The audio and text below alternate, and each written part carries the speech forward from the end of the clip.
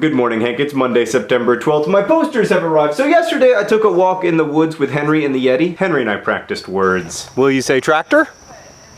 Can you say nerd? Fighter. Pretty good. Can you say happy?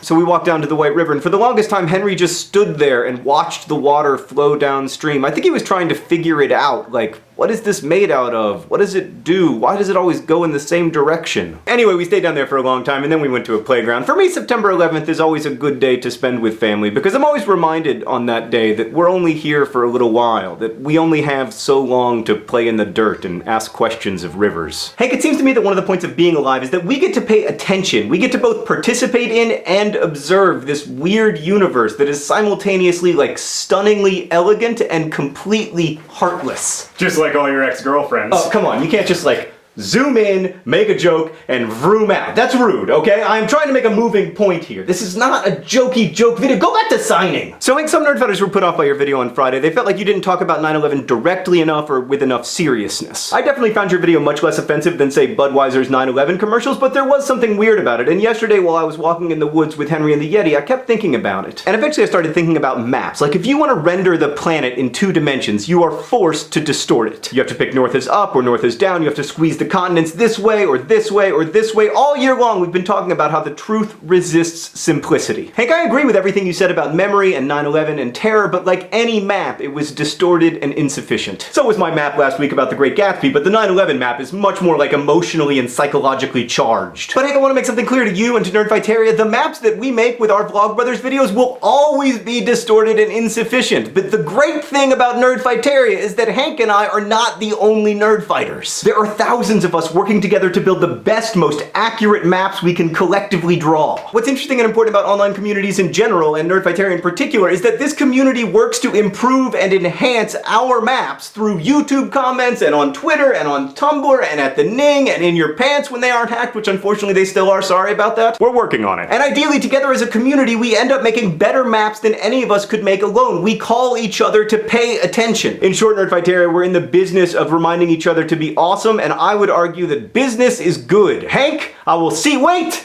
I forgot about North Carolina! Mom's gonna kill me if I don't mention North Carolina. Hank, next month I will be speaking and signing in Asheville, North Carolina as a fundraiser for my parents' hometown library. All the proceeds will go to the library. Tickets are $10. There's more info in the doobly-doo. Okay, Hank, now I will see you on Wednesday.